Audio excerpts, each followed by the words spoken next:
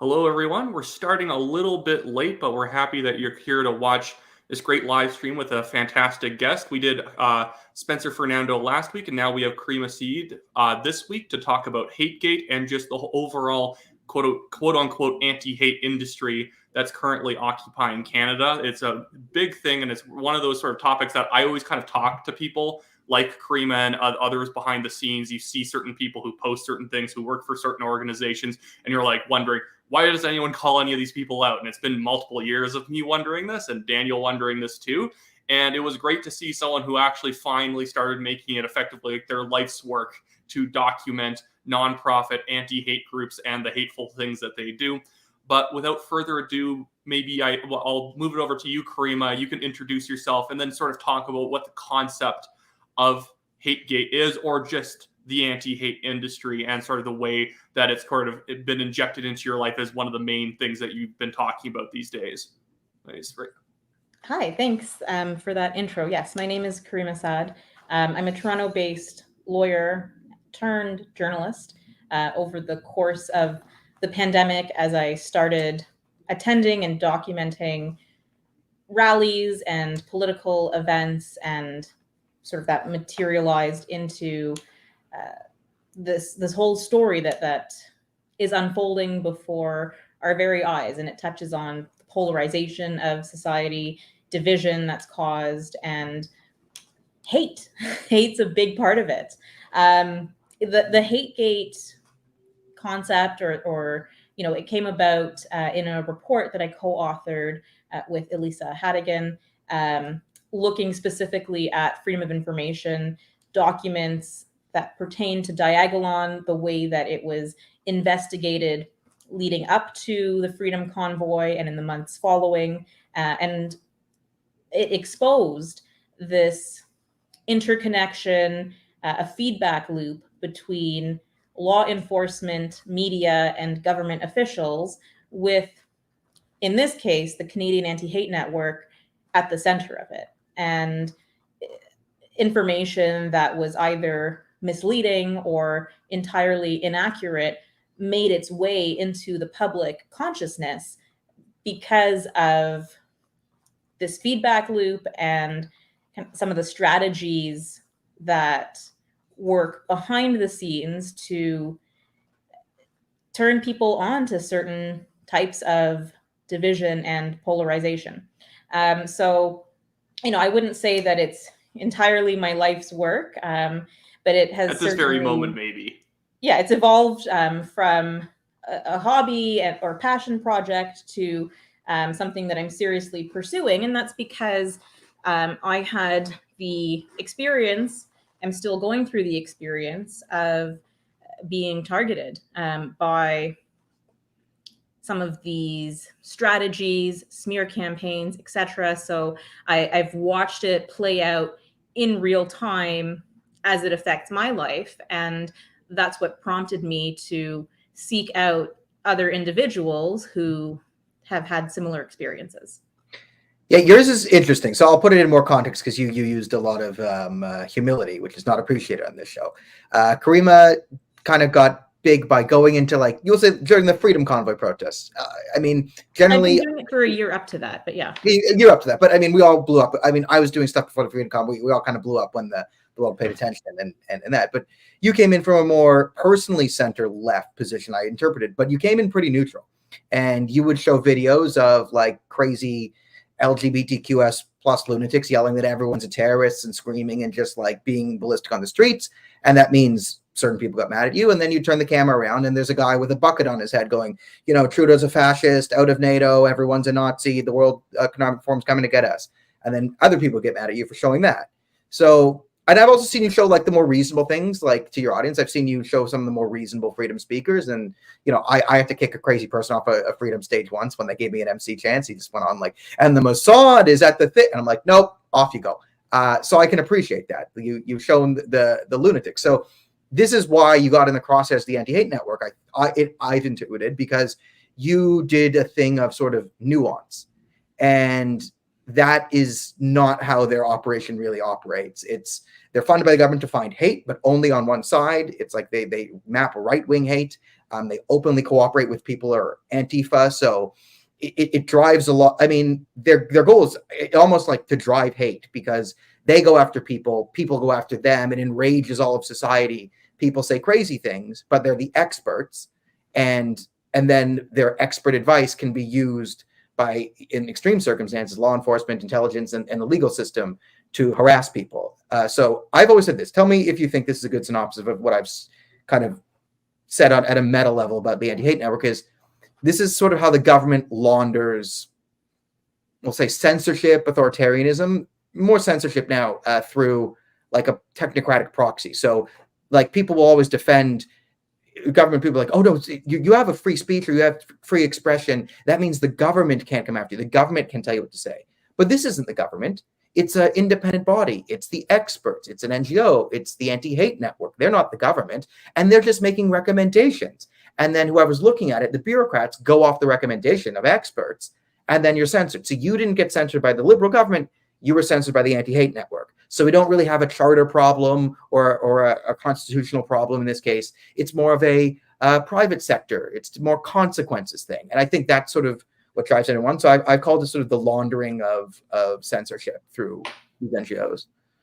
Yeah, I think that's actually a pretty fair description of the phenomenon. And, the specific incident that I was at the center of was trying to have a one-on-one in-person interview with Chris Sky, which, if I don't expect that we would have gotten any real nuggets of wisdom, but part of my approach is seeing the satire, the absurdity, the humor in some of this. And so it would have actually been part of and parcel of a comedy show, kind of underlying a roast of Chris Sky.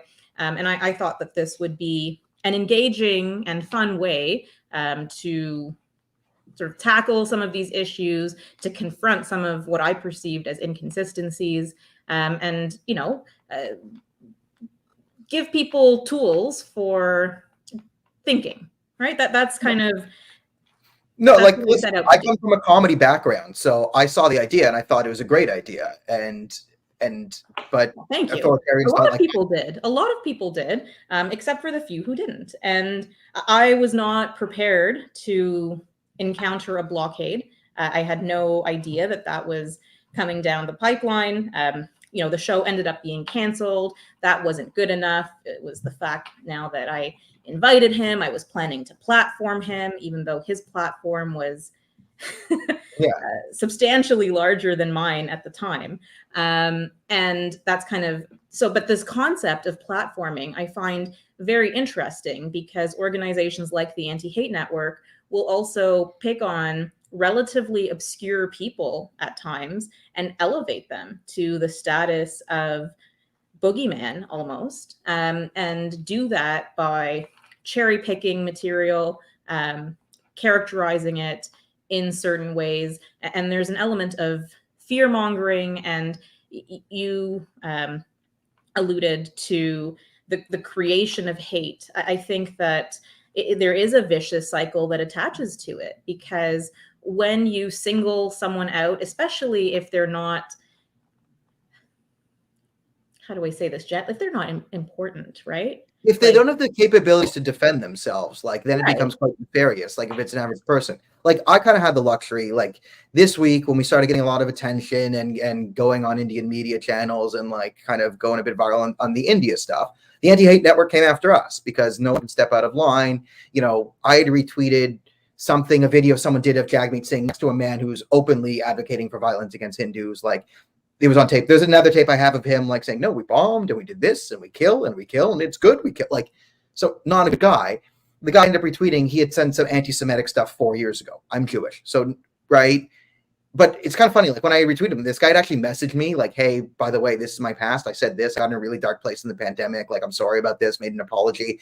Then asked, and I connected him with some rabbis or whatever. So it was a guy who had some bad moments 3 years ago. How am I supposed to know this? But instead of getting in it with the anti-hate network, and just like this guy who's coming after me, I don't know, his bio is like, I used to work for Alt Vice or other vices, who cares?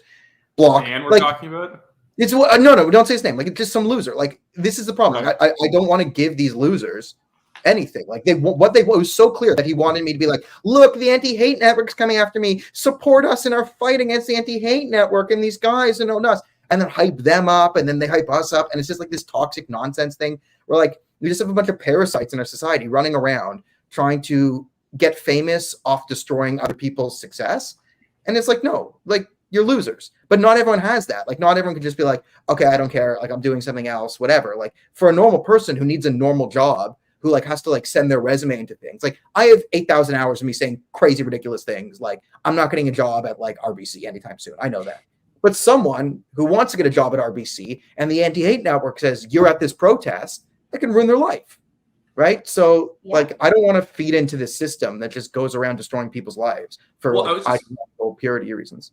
And like the thing is, like there used to be just like a town eccentric back in the day that everyone knew was weird and he said weird things, but everyone would kind of leave him alone and you wouldn't try and turn the man into a media figure. So that's kind of one type of person that like anti-hate and these different sort of networks will go after. Press Progress is also part of that, and a lot of these other sort of like fellow travelers with the anti-hate network. But the other type of person is someone who effectively is almost in business with anti-hate. I'm not saying in a literal sense, but Paul Frum and anti-hate could not go along without each other. People like Tyler Russell and anti-hate live off of each other because if they say ridiculous things or they hold some event where only 5 idiots are going to show up, they'll get promoted as a person and they get to be considered an important political figure because now every single time Paul Frum shakes hands with someone is at a protest, even though nobody knows what he looks like. I can barely remember what he looks like. He looks like Benjamin Franklin if he was a loser.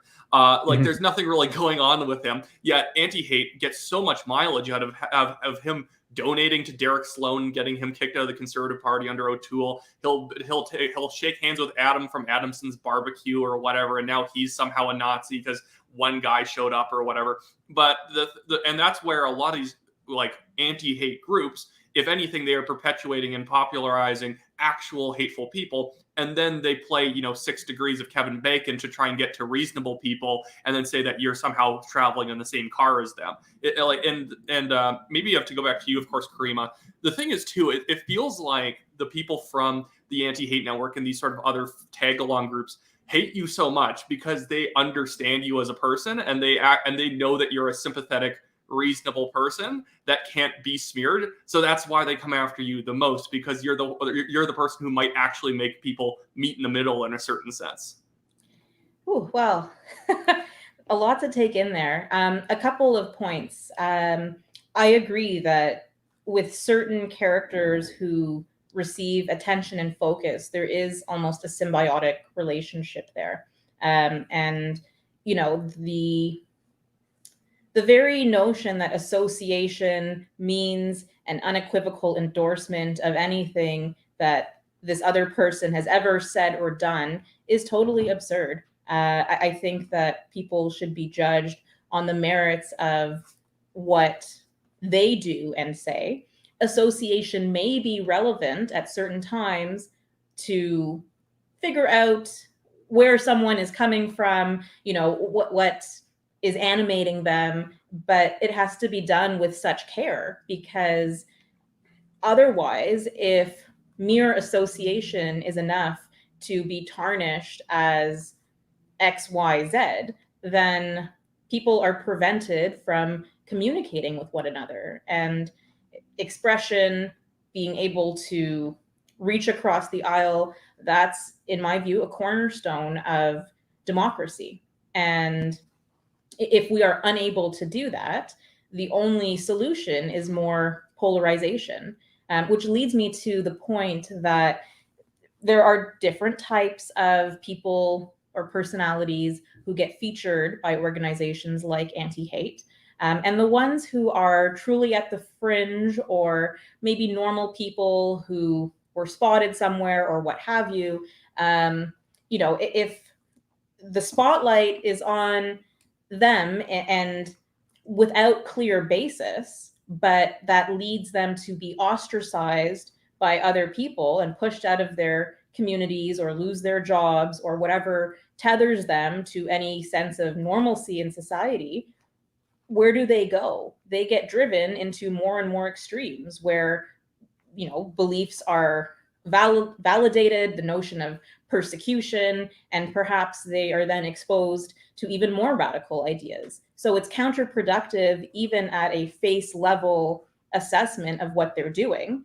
And then if you dig deeper, it can appear even more sinister, just going back to what you were saying about the government laundering smears, right? And targeting individuals who have the potential to, I don't even know what the basis of the targeting is half the time. Because the links are so tenuous. Yeah, the tenuous links are one thing. I mean, I've always, this is something that has always fascinated me. Like, why do people do what they do? I'm always interested by different radical groups and how how hardline ideologies form. It's interesting. I tried to come up with a phrase like last year on like reflexive contrarianism, and this new thing. It's where people see something from the other side and they immediately will take the exact opposite position. And you saw a lot of this, like right-wing people say, the left did this on Trump, right? Sometimes Trump would say something perfectly reasonable and normal. My number one thing is back in 2019, Donald Trump said the Islamic Republic of Iran, when they openly said they were murdering civilians in the street, he condemned them and said it was a bad thing. The Democrats attacked him for it, right? That should have been something where we could all reasonably be like, we might not like Trump, but murdering innocent people is bad. We couldn't get on that, right? And then like on the right thing, it's like, where Wyatt and I get a lot of things is like the NATO stuff, like, right? Oh, the media suddenly backs Ukraine. That means Russia's the good guys and NATO started the war. It's like, you have to be insane to think that. But I saw a guy yesterday literally say he still hadn't seen any footage of the war. He's like, how come I haven't seen any footage from this supposed war? It's like, because you don't look it up. But it's so fascinating though. But like this, I try and understand. And like so I'm getting to like my theory on sort of like how some of these modern polarizational things form. And I like your opinion on this is like, it's sort of like a, one in group, out group, right? This like I'm in and I'm out, but it's sort of this like need to be like intellectually pure in a way. Like it's like kind of linked to their intelligence in the sense of like the media's lying and I know they're lying. So to prove to you guys that I cannot be corrupted ideologically or intellectually, like I possess such value, I will immediately do the opposite thing. So I just signal so hard that whatever the mainstream signaling is, I'm just the exact counter signal. And this is like some sort of like in-group intelligence display to them. And that's kind of how I've seen this form in sort of left and right modern politics, where it's sort of like a need to preserve like their sort of like moral and intellectual integrity by just being, but by playing it off of like this villain you've created. And often this villain's like ridiculous straw man. Like, no one has these things. So you get these like insane opinions that when they hit the mainstream, like mainstream communities, like what the hell are these people talking about left and right? Because they're creating these crazy opinions as a polar opposite of these demonic opinions they've constructed of their enemies. And we just have these lunatics running around is how I see a lot of this. Yeah. And I think groupthink plays a part in that, right? And people wanting to belong and be on side and kind of a similar understanding and knowing who's your team and who's the team that's against us. And that's just, it's easier, right? It's easier that way. Very easy. It's easy to be smart. Yeah, well, it boils down to shortcuts, right? We take shortcuts and, okay, so-and-so said this, that must mean it's false. It's the opposite, as you or so-and-so said this, therefore it's right. It's not assessing it on the merits. And, this is something that we came across in preparing the report for HateGate, where it's opinions or conclusions that are predetermined almost and looking for evidence to support that or ignoring or dismissing evidence that doesn't. It creates this tunnel vision and things are not properly assessed on the merits. So it's a lack of whether it's work ethic or diligence or critical thinking, but it does us all a disservice because we're not able to actually exchange ideas in any meaningful way. And yeah, it's bad. How do we progress? How do we progress if we're stifling the ability to even talk to one another, how do we progress forward as I mean, a the collective? foundation of democracy, or one of them, is rhetoric, right? The Greeks openly practice rhetoric, like go into a park, make a crazy speech about something, someone else comes up and counters you. Like this, like they realized this at the formation of democracy. And I'm not saying ancient Greece was this paradise where like, but like, no, this is thousands of years ago as we burgeon into the modern world. Like people realize for people to have any sort of power in a system, there has to be open dialogue and exchange of ideas, and this has to be healthy. And we've lost that. Like we've lost that ethos, especially in like mainstream corporate world. And it might not be so much from ideology, it might just be from fear. You know, HR departments might be too big, you know, everything's filmed, like everyone just gets a bit too scared and doesn't want to take risks. And it just, who's taking risks? Crazy people, right? And the people the furthest left and the furthest right in a culture of fear, they're going to be the only ones saying their piece on particular issues. So, you know, we're not going to get like this sort of nuanced, you know, okay, on this particular issue, here's a point, but here's also a thing where like some people in the center can kind of come. It's just like, either NATO's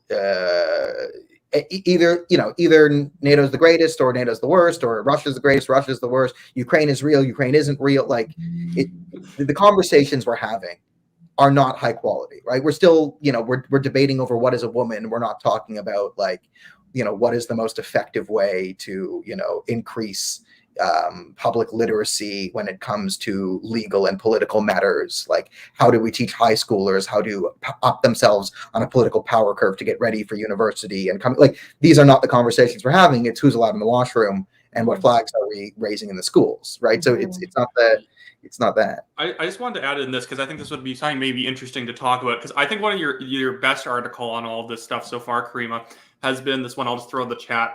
It's just from Crier Media about basically the anatomy of a smear campaign, and not talking about a specific one that you're involved in, because I assume we'll mention some examples later on that you've kind of where they've kind of tried to do the drive-by shooting on you from anti-hate. But just the way, I just want to use this more mainstream example that every single person here will probably understand, is that the way I see it starting is that all this stuff can almost take a couple of years of setup sometimes in order to get to the point where someone who said something completely innocuous 2 years ago is now canceled 2 years later. Is that, and I want to sort of start from the idea that like 2 years ago, if a politician had said, hey, I disagree with the World Economic Forum because I don't like their political ideology, most reasonable thing to say. You can disagree or agree with anyone's political ideology. And how we got from that to basically Pierre Poilievre now being labeled an extremist and conspiracy theorist for disagreeing with an international organization's particular flavor of political ideology by mainstream media, sort of like journalists who are supposed to be asking very objective and fair questions at that gas station he was at in PEI. And where I saw us getting from just having a basic opinion to now being a flat out conspiracy theorist and extremist, there was multiple layers of these kind of anti-hate type front groups who started sort of making sounds about how, well, there's some people who criticize the WF who are crazy Nazis, and that might be true. There might be some crazy people who criticize the WF. Me and Daniel see them all the time where they literally think they control the world. And it's like, I don't like the WF. They also, Klaus Schwab is also an idiot and does not have enough political power. Yeah, the plan is dumb. I read The Great Reset and I read the plan. It's stupid. It's written by someone who was drunk during a second-year sociology class and thinks they're a genius. Like, yeah, it's but we got from there to then the anti-hate and sort of other groups like Press Progress calling out specific individual people who talk about the WF lot who maybe are a little bit odd and eccentric. And then that's moved to the point where you'll have people like Dwayne Bratt and other professors or academics being quoted in CBC articles that were saying experts say that, or it was a Wire story from Canada Press, that experts say that Pierre Poilievre is inviting conspiracy type language. And just by the anti-hate people basically enabling people to say that criticizing WF sounds conspiratorial, that we now then have experts saying this sounds like a conspiracy theory type language. And then you have a journalist in PEI saying you use conspiracy theory type language, and we can just keep dropping the qualifications as we go along. And that's kind of what's happened to a lot of people that anti-hate has targeted, is that it starts out that they have 17 qualifications for well, this is what this person said, but this person's a specific flavor of crazy, and they take this meaning, they take this opinion in this weird direction or whatever. But it eventually metastasizes into just basically saying you're a conspiracy theorist based on literally nothing but the opinion being said by increasingly like credible people. Yeah, there's probably a few things there. One being this tendency toward keyword, right? Like our brains are SEO optimized almost. And so we hear something and then it triggers, well, this is the implication of it, even though there may be other interpretations, etc., that are available or plausible, but that's just not how we are wired to think anymore. I love. By the way, I love that line. Our brains are SEO optimized. That hit me because sometimes I'm writing an article and or thinking a title. I'm like, okay, got to SEO opt. Like, I don't change the content, but like there is a sort of part of me. I'm like, okay, how do you get people to pay attention to one line you said to listen to the other things you're going to say? So yeah, my brain is a little bit hardwired like that. And I'll own that. I'll own that. I think I have an excuse because I work on both ends of it, but that hit me. That will keep me up an extra half an hour tonight. You are free to take that one, a gift.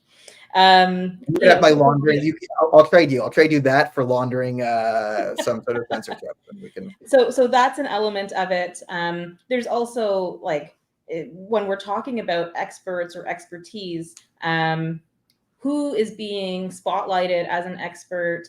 To what extent are their credentials, being thoroughly assessed, right? Like, and that's not to say that every expert quoted in the news we should dismiss, because simultaneously there is a devaluing of expertise and people who have no background in something opining as though they are sort of holding a doctorate, right? So it is happening from both ends, where there's simultaneously an over-reliance on experts to promulgate certain views or narratives, and also this devaluation of expertise. So it's funny how that happens on both sides, and maybe something to explore further. And then the other aspect of it is conflation, and sort of there's something, and then we fuse it with something else, and suddenly that something also means something else, even though it doesn't always. It's probably also true that politicians, to some degree, are aware of what these keywords are and are deliberately invoking them in order to reach a certain audience or portray certain messaging. So it's, these things are happening in parallel, but they pile on top of each other. Yeah, the conflation thing, like that's a modern political tactic if I've ever seen one. Like it's right. Justin Trudeau. We're dealing with it right now with Sikhs and Khalistanis. Or the Sikhs and Khalistanis, or Justin Trudeau invites a literal Nazi to Parliament, SS Waffen Nazi, and then you have them saying, well, some conservative MPs met with Christine Anderson, and she's right wing in Germany. That makes her. I'm going to call her neo-Nazi, and these are the same things. And it's like it's not even close to the same thing. And like you can disagree with Christine Anderson, and you can say, you know what, she might have said some stuff that I would think is Islamophobic. Fine. That does not equate to literal mass murdering, genocidal, like wearing Hugo Boss leather uniform, throwing people in an oven, shooting kids in the head. Like, that's the conflation thing, right? And it's like, the guilt by association only works one way, right? Just Pierre Poilievre, some guy shows up, takes a picture, Jerry McKenzie, who doesn't even like Pierre Poilievre, is a PPC guy. Oh, look who Pierre Poilievre supports, right? And then the media, remember when Justin Trudeau invited Jaspal Atwal to India, a convicted terrorist, in our court system, who tried to assassinate an Indian official. He's brought with the Liberals to India, and this is... right? That whoa. Now the experts say, well, that's different. That's something, and that's just violence against Hindus. It's not really an issue. So what gets pumped up, what doesn't, and everything's conflated. What about this? What about that?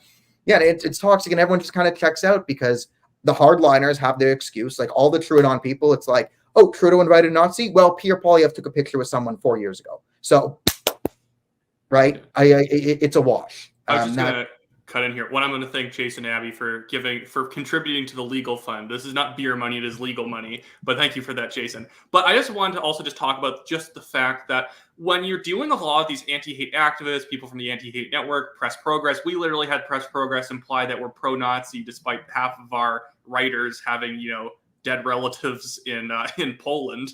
But the thing is that these people are fairly nasty people. And I think that's something that people have to cut through. It's not that they're trying to do their jobs and they're just a little bit off. They just really care about combating far right hate. There's a smarmy smugness to the way that many of these people go and talk about their work. When you see Anti-Hate Network people being interviewed and asked questions in parliamentary hearings, stuff like that, Dan Lloyd asking them questions, and then they start kind of getting all uppity about the fact that, oh, you don't support far us going after far right hatred and whatnot. It's always this kind of almost mafia-esque gangster type quality to the way that they confront people and they ask them questions, and they tend to, it always comes with accusations with no ability to actually correct anything. And pretty much every single one of us here has experienced that, and especially you, Caryma, because again, they're not saying that, well, we think Caryma's wrong, we think Caryma is promoting hate by doing X. We think that by platforming Chris Sky, X will happen, ergo she shouldn't do it. It's that they just start throwing insults as soon as you don't bow down to their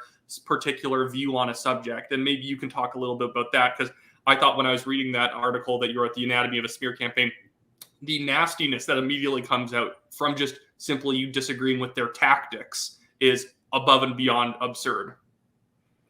Yep. And I think we talked earlier about groupthink and that affecting both sides of the political spectrum. I think within the left, which is a simplified binary, but if we go with that, within the left, there's an even higher degree of expectation that everyone will be in lockstep on every issue. And if you step out or are caught having unorthodox thoughts, you are exiled, and that's the end of it. So absolutely a purity spiral, and the cannibalization, the self-cannibalization of your pool of supporters. So that exists independently. And the way that I've experienced it, and what I like a modern French Revolution in a way, where even Robespierre gets the guillotine eventually, is kind of. Yeah, that's exactly. So it's short-sighted on top of everything else, because you're alienating support, and also one day you're next, right? Yeah. So that's silly. But what I describe in Anatomy of a Smear Campaign, and the way that I've experienced it, is that it starts with anonymous accounts, and they are able to say the most outrageous and ludicrous things because there's zero accountability. And no real way to fight back, because it's not an even battle. One person has their name and face on the line, and therefore there's, anything that can be used as ammunition, and whatever lands or hits has a tangible impact on reputation, versus an unknown, right? A total unknown. We have nothing to work off of except for post history and what they purport to stand for. But anyone can be anyone on the internet, right? And so that's and you've even said some of these anti-hate people, and then you've even said some of these anti-hate people who are board members, they are regular writers. They will also, you, to the best of your knowledge and all the evidence out there, they operate anonymous accounts as well, even though they supposedly put their face on the internet too. Well, it has been part and parcel of the MO. So I can't say who's doing what currently, but it is a known fact. And just last year, there was a job posting for someone to go undercover and infiltrate white supremacist groups, and you're going to write us 2 to 3 articles per week, and just totally unrealistic expectations, because how can someone stay undercover, be accurate and truthful, but also meet that quota? You can pick 2 out of the 3 at best. It's called lying. You just have to lie a little bit more.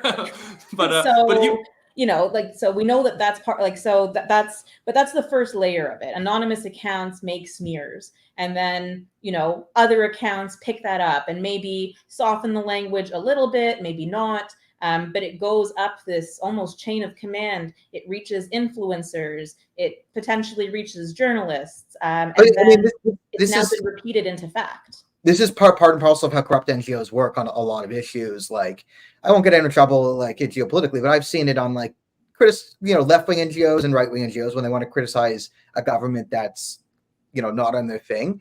You get someone like, I see a lot on, you can use Israel or India or any of the things where you have an NGO make an outlandish claim that Hindus or Sikhs or Muslims or whoever their thing is did this, the mass thing, like they over-report something.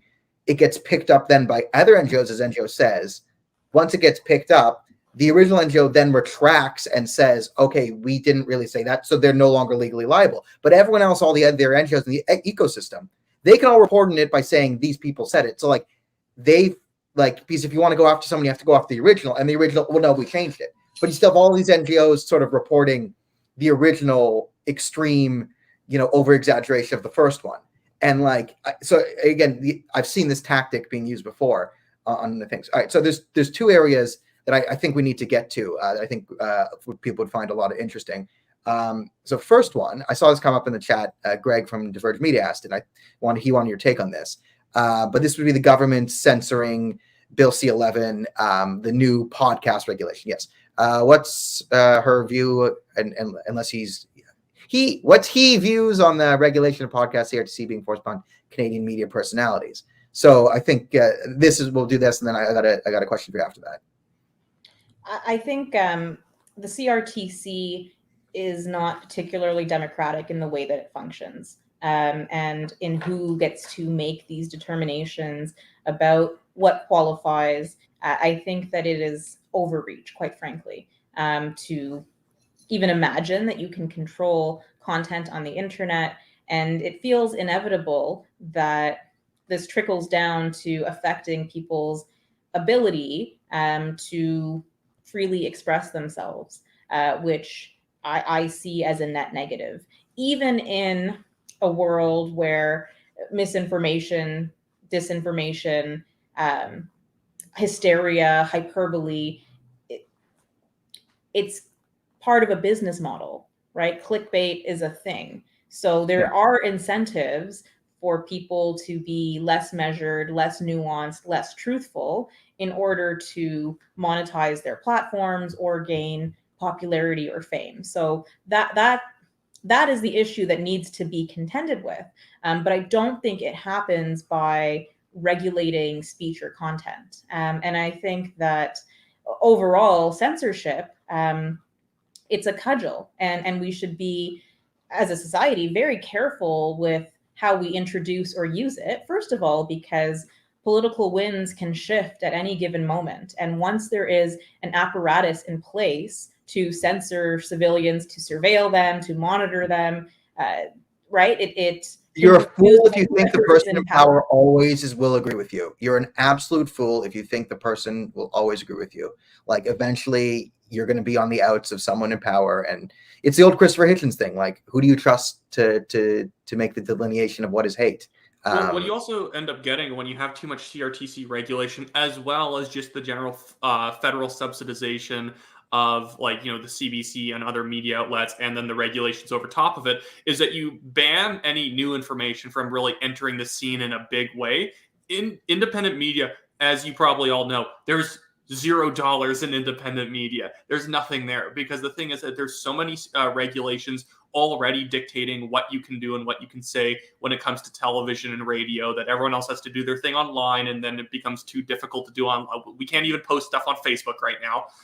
That now you can't have anything but the subsidized media. And on top of that, now you have places like, and the only way you can break through is by getting subsidized, by doing some sort of performing some sort of function that the federal government agrees with, which is kind of where anti-hate comes into play. They get a bunch of money because there's no way anti-hate is making enough money on ads and stuff like that and donors in order to get by. It's all federal money. Nobody reads them. And that was actually the funny thing that you said, Caryma, where they were like, can you infiltrate a Nazi, a Nazi cell and write us 3 articles about it a week? I don't even think those people put out 3 articles a week with the rest of their staff right now. It's actually, there's not that much hate, it turns out, to be able to report on, yet they want you to report on 3 articles about the exact same group every single week because they desperately need it. But yeah, it's like the CRTC regulation is making it so difficult to break into the space, and the oversaturation of subsidized media means that most people who might have private interest in funding media and funding other views just don't want to do it because they don't see how you could break through.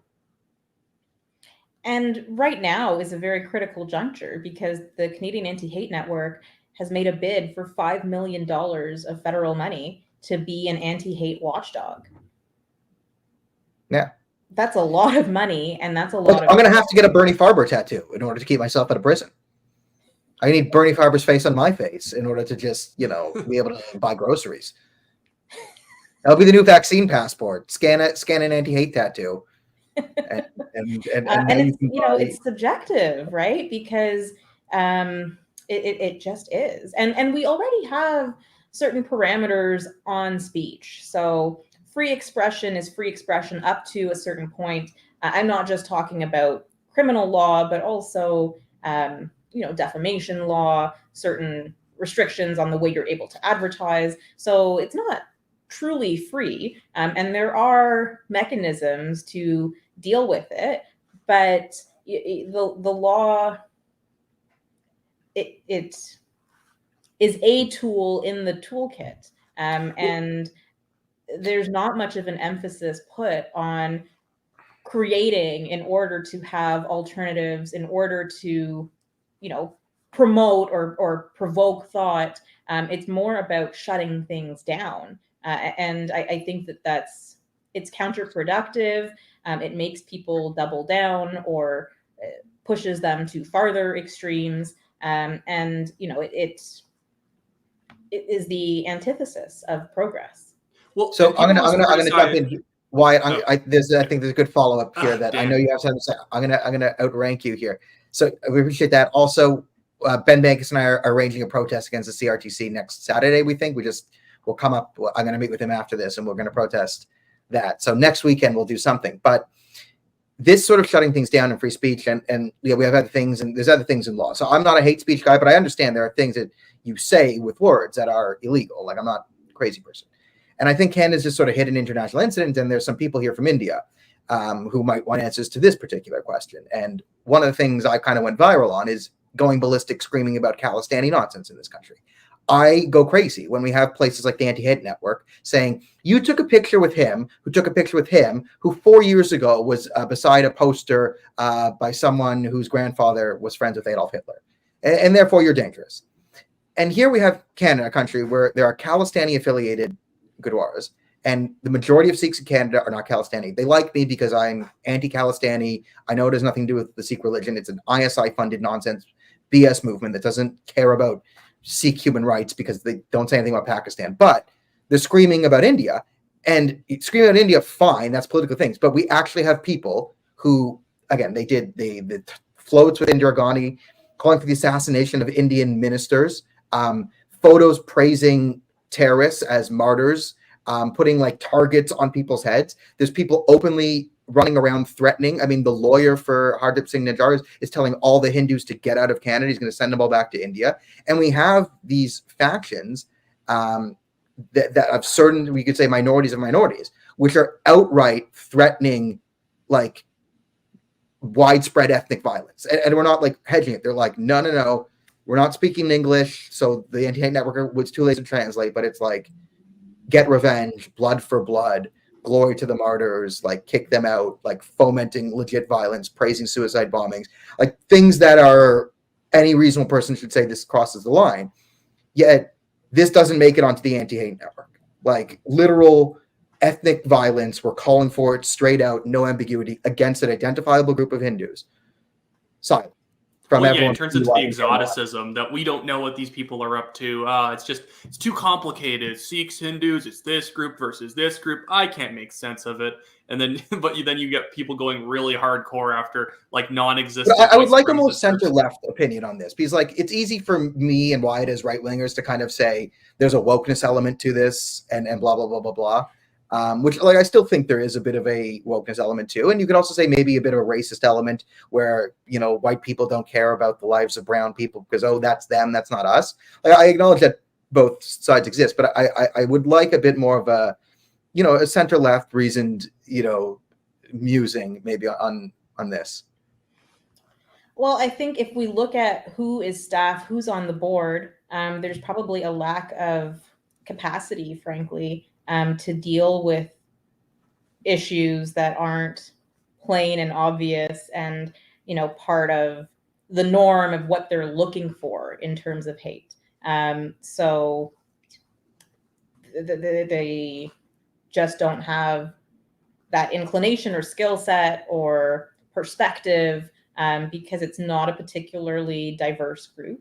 And, you know, representational politics itself can be sort of a check this box, okay, it's good, we have the identity covered. But, you know, that's not what makes people tick. And that's not actually what it means to be diverse in a sense that you're getting a variety of opinions and viewpoints and perspectives, and you're able to bounce that around. Well, that's where Erica. That's where Erica. Yeah. Oh, sorry. I was just going to say that's where Erica Ithel apparently thinks that you're not actually brown because you don't share the right opinions in her opinion. Right. It's a weird form of tokenism. It eliminates people's agency to think or express themselves. I don't see at all how it. There's one thing I remember from statistics class that I always found very profound. It's a mathematical thing, but I think it works in this. And it's when they said, never dichotomize a continuous variable. And what that means is like if it's a continuous variable, it means it's sort of changing in fluid and you have to analyze like that. But if you try and cut it into two things and treat it like an actual number, like the conclusions you get will be completely skewed and it doesn't work. Right. That's like a statistical accounting. But I see that always as like, it's always been sort of my analogy on sort of the current racial climate in North America, where we've dichotomized a continuous variable. It's white people and people of color.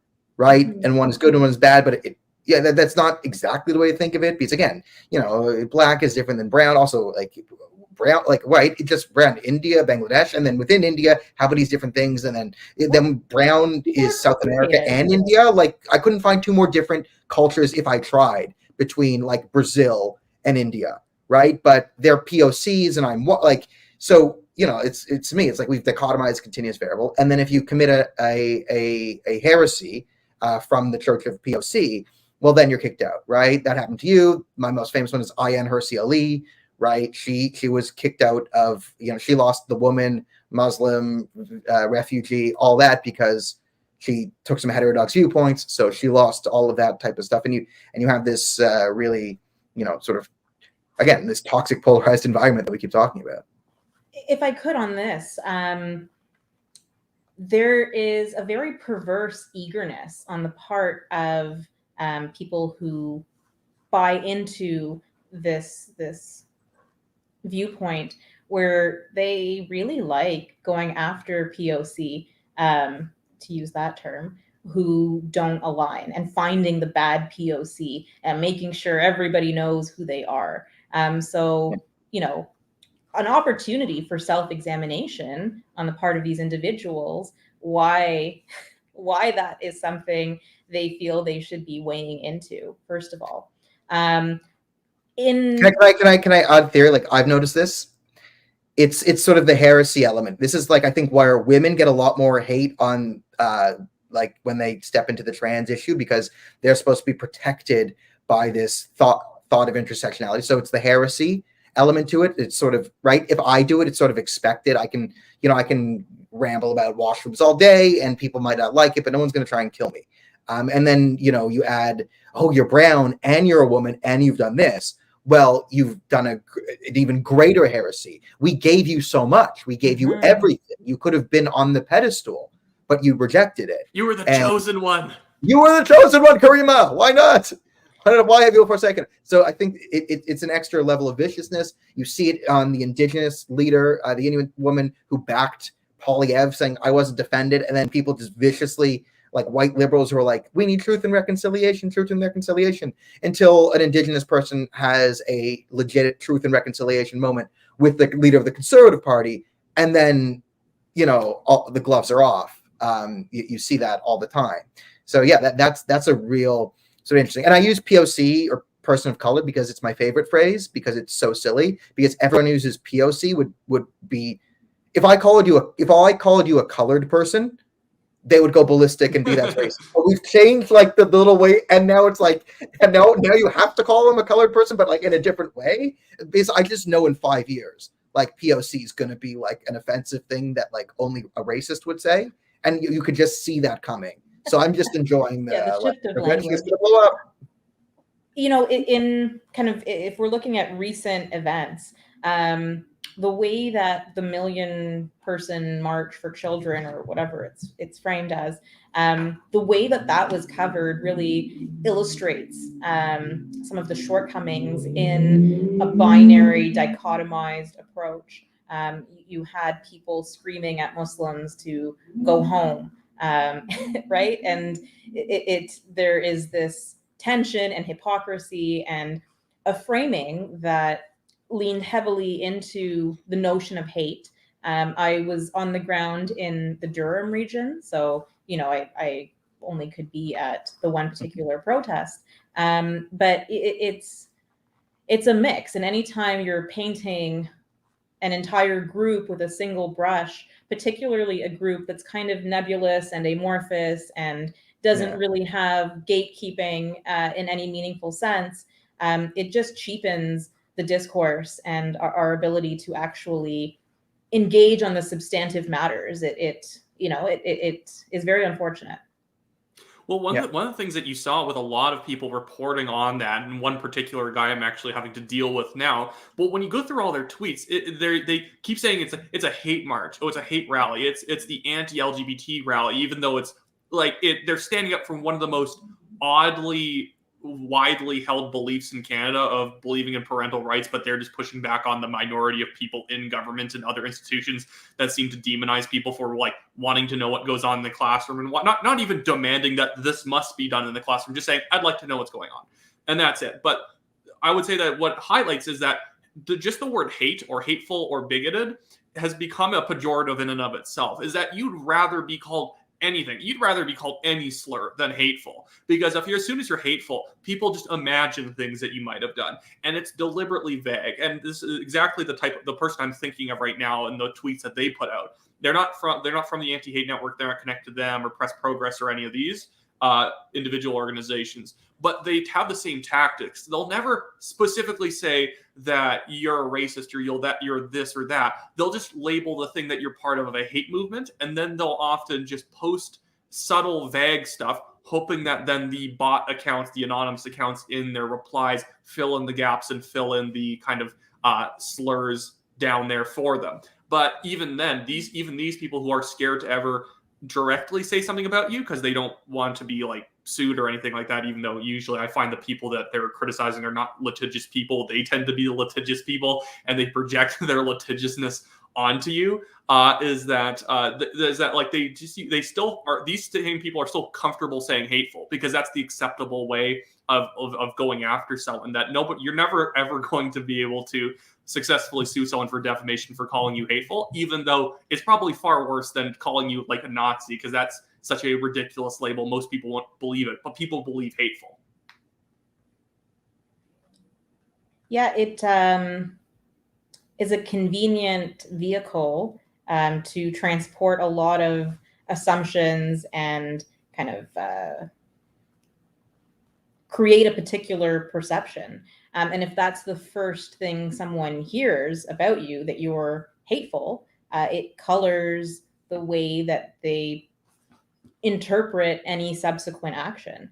And there will be a projection of malice or nefarious intent where perhaps there is none. And it could be based on a figment of something you've never actually said, or you hit retweet on someone who has other tweets that, are problematic, but that's not what you were talking about in the retweet, but it doesn't matter because it's all the same cesspool. Or I was on a podcast last week where, I'm lambasted because this person has said this other thing, but okay, how about we engage with what conversation or dialogue I actually had?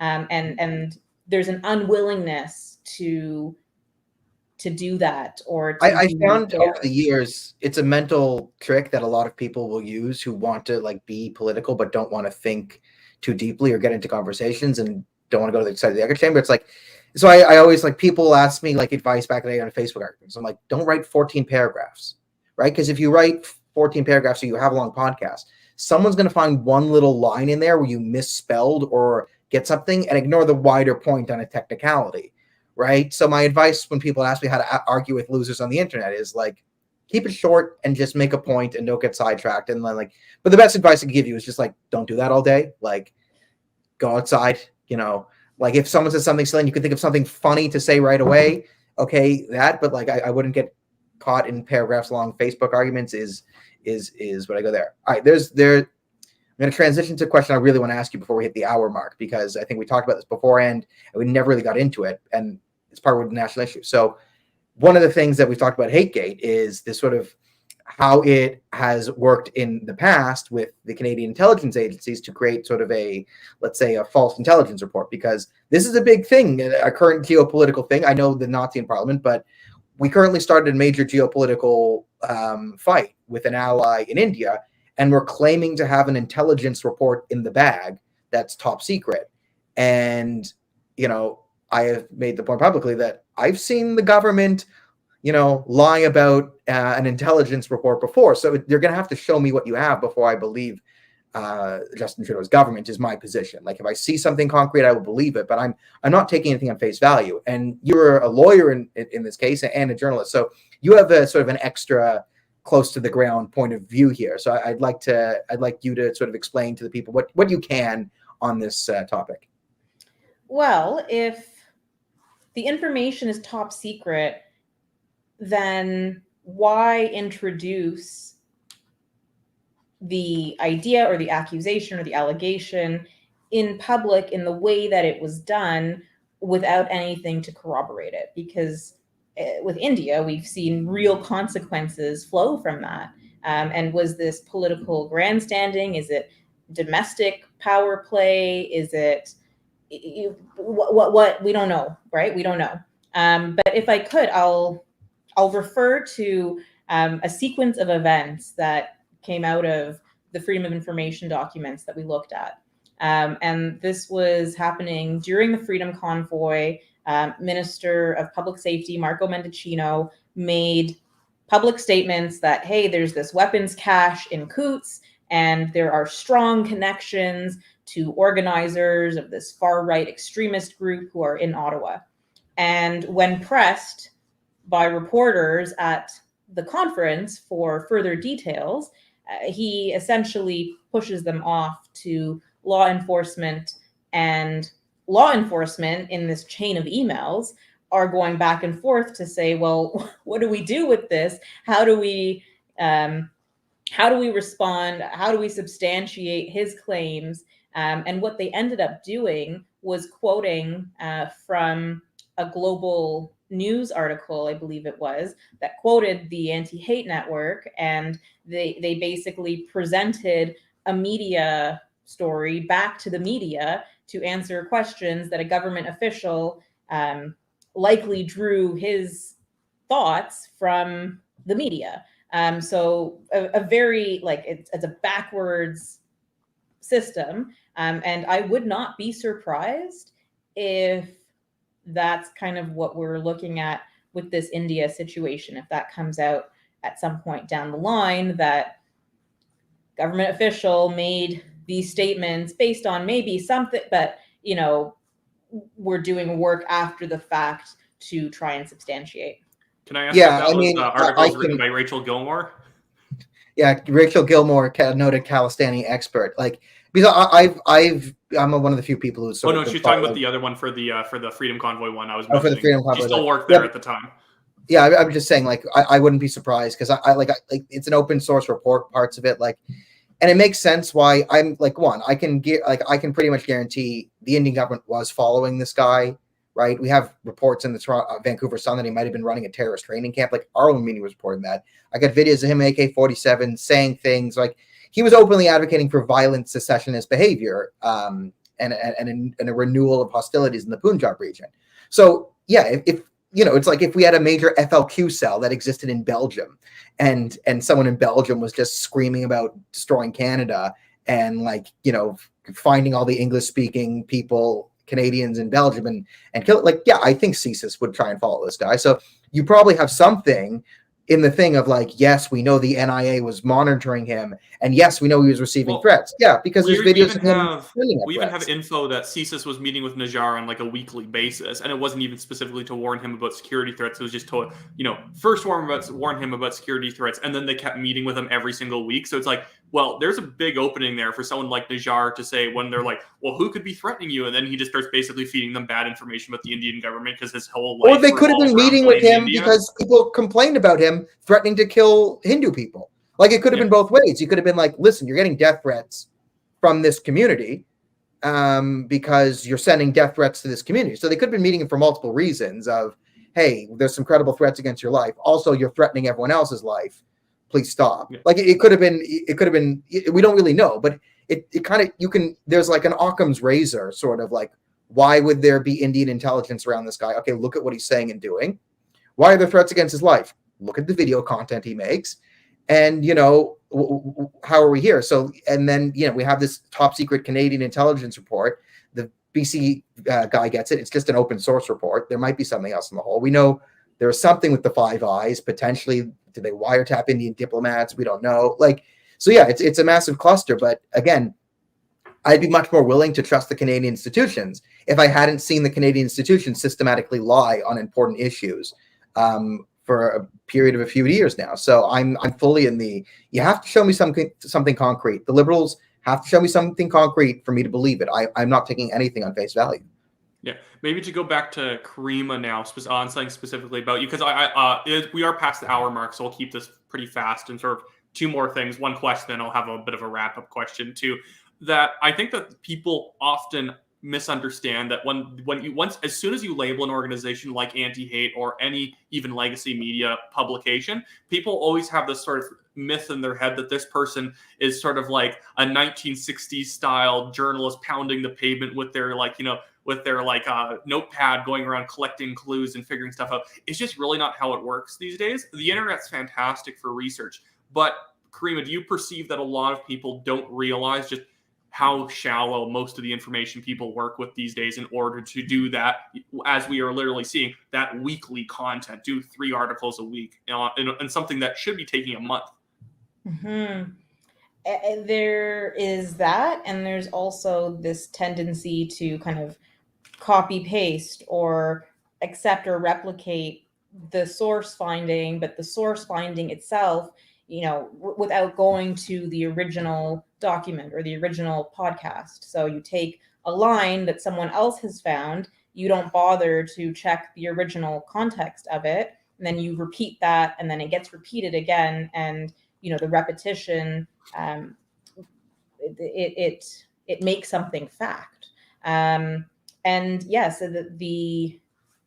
there's a lot that can be done with internet research, but that, in my view, is only part of what an investigation should entail. And the rest of it is hard work.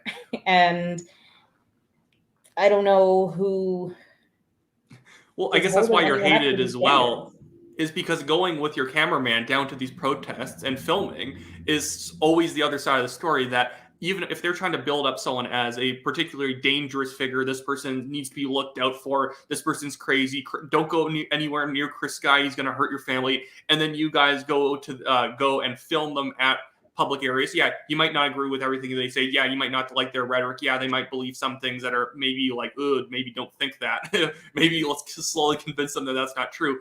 But as soon as the camera comes out and you start filming, you're like, oh, it's a person. It's not literally a demon that we have to all get the RCMP involved and start trying to take down. These people are just people at the end of the day. And Canada does not have frankly, a violent crime rate to justify thinking that anyone who has some sort of eccentric alternative view needs to be closely watched and monitored the way that a lot of these organizations are almost advocating for. Yes. I think part of the flack I get is because in catching people in their sort of natural environment, if we put it that way, sometimes where they may not be paying attention to the fact that they're exposing themselves just by being, right? And we capture that. And, there's obviously editorializing that goes into anything. But I try not to be unfair about the way we portray clips. And it makes people and their humanity, their imperfections shine through, right? And yes, we are all kind of ordinary folks at the end of the day and have to coexist unless we are looking for a society that's very carceral. And okay, bad opinions means you are exiled or caged or whatever. And that's not the world that I want to live in. And that doesn't mean compromising on key or core values. It means actually standing up with conviction for those values and confronting things head on. And if there's not a willingness to do that, it's cowardice, and the loudest voices will continue to dominate the conversation, and that will be the extremes on either end. Yep, couldn't agree more. Yeah, that's pretty good. I mean, we've done an hour 5. Is there anything more to say? Maybe the last question I made was just going to field you quickly. Was just a question about what you think that people should take. I guess what people should take away from all the reporting that you've done on the Anti-Hate Network, HateGate, and all this other stuff. What should the average person, not that go and march in the streets and storm the palace kind of stuff, but the kind of the mood and attitude that people should have when it comes to this information? Because I assume that your response is not go out and make up stuff and smear the anti-hate people back. Because as silly as that sounds, that's a natural human tendency to want to do it back. And that's a race to the bottom. So it sucks when people aren't playing fair because the way that we operate and the reason we have laws is to kind of maintain a semblance of order, right? Peace, order, good governance. But yeah, descending to kind of the same level or using the same tactics, I don't think that is helpful. Call to action, maintain a healthy dose of skepticism, but don't be, as you put it, a reflexive contrarian just for the sake of it, right? Right. Yeah, I mean, the media is low quality, but not 100% of what's said on CBC is wrong. And I used to do a thing where I'd watch an hour of CBC and I'd break down what's right and wrong. And I've seen CBC outright lie, just outright. I remember 2019, they were covering the Iran Revolution. They were showing protests in the streets, people chanting Magbar, Jamhuriya Islami. I speak very little Farsi. I know that means death to or down with the Islamic Republic. So Hannah Marchand says, what they're saying is they want no more corrupt politicians and weapons deals. That's not what they were saying, right? So that was an outright falsehood, lie, and misrepresentation. But sometimes they give you a story, and it's mostly true, but there's some slanting here, and they omit a little bit there. So it's not if you just base your opinion and say, 100% of that is wrong, I'm going to do the opposite. Well, you're also coming to something that's also wrong. It's not perfect. Yeah, no one's thinking. And sometimes the story is 100% true, but you're like, why am I even seeing this story? The one day where you freaked out when the CBC covered the fact that shock gasp, teenage boys playing hockey sometimes chirp each other. Oh yes, teenage boys playing hockey use some dangerous rhetoric. Oh no. I mean, the things we said in like on the high school hockey team, like to like the other teams, things they said to us, whatever. Like, and it wasn't even like there's sometimes maybe a racial homophobic component to it, but it like wasn't even that. Like I remember I had a friend who would like if he got hit, he would like threaten the other guy to give him a blowjob, and then like confuse them. Like he would just go really homoerotic, and like that's how he would get in their heads. Like because it's hockey, and you say crazy things, and you have fun with the, and it's like right it. And then the CBS got an article like, oh, the toxic culture of hockey. It's like can we not have anything fun anymore? Can people just not live their lives? Like, yeah, if I got up on a stage and said the things that I would that we said like on the ice, okay, yeah, cancel me. But that's not. Could make a good bit. Yeah, that made a good bit. Like it was funny. It was funny, and we were having fun. It's fun, and it's also fun in the ice. Like some guy hits you, and he says something, and then you say something. Like it's like, and you don't like, it's fun. It's competitive. Like. And I mean, yeah, I can't speak to the hockey culture. I don't know what that is like, and I probably wouldn't enjoy it myself. But it's context. Like so, context. Yeah, it's matters. same thing playing football. Like it's just like it's a lot of it's like teenage male stuff. Like that, I think our society is pretending like is like the worst thing ever, and it's like. I mean, a lot that's of half of the anti-hate stories these days. It's just like someone said something that you might not say in front of your grandmother. It's like I wouldn't say it either in like polite company or even privately. Also, why is this a story? But yeah. But it's like it's more the sports culture and like of like trash talk, right? You say things, you have your team, the boys, like you work together, you get competitive, like you put it on the floor, you lay it on the ice, and then you go back, like. And it's but like yeah, and then we're pretending like this is oh my god, where did this come from? I don't know, 100,000 years of human history. Like what do you think? There are certain cultures that probably should be challenged, right? So police culture, for example, yes, that's the way it's always been done. This is the status quo. There are aspects of that are, I think, harmful.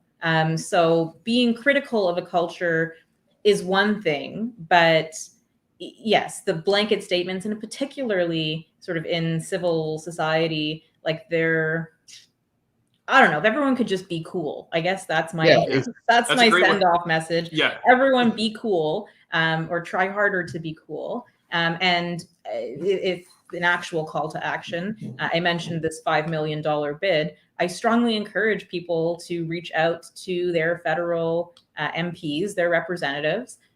It's one way to participate in democracy. It's not the only way. It's not determinative. But write in and share what your concerns may be. Do it in a respectful way. Lodge your complaint. Use the processes that exist. And it's hard because there aren't a lot of levers that can be pulled to actually make change or hold our politicians to account. But if we give up entirely and these processes atrophy, it doesn't get better. Yeah. Well, that's a fantastic way to end this whole thing off. So to sum it all up, if you're a cool enough dude, follow Caryma Sa'd on Twitter. I will link her in the description or in the feed, the comments. I'm getting bad at talking. People are asking for our social media, Wyatt. Yeah. Okay. Yeah. Follow us on Twitter. Follow Caryma on Twitter. Support us through the support links and everything like that. If you're looking cool because Caryma told you so. And if you're looking for our contact, literally type our names into Google or Twitter or wherever you're looking for. If it's our name and our face, that's us, and then you can DM us there. It's not our faces. It might not be us.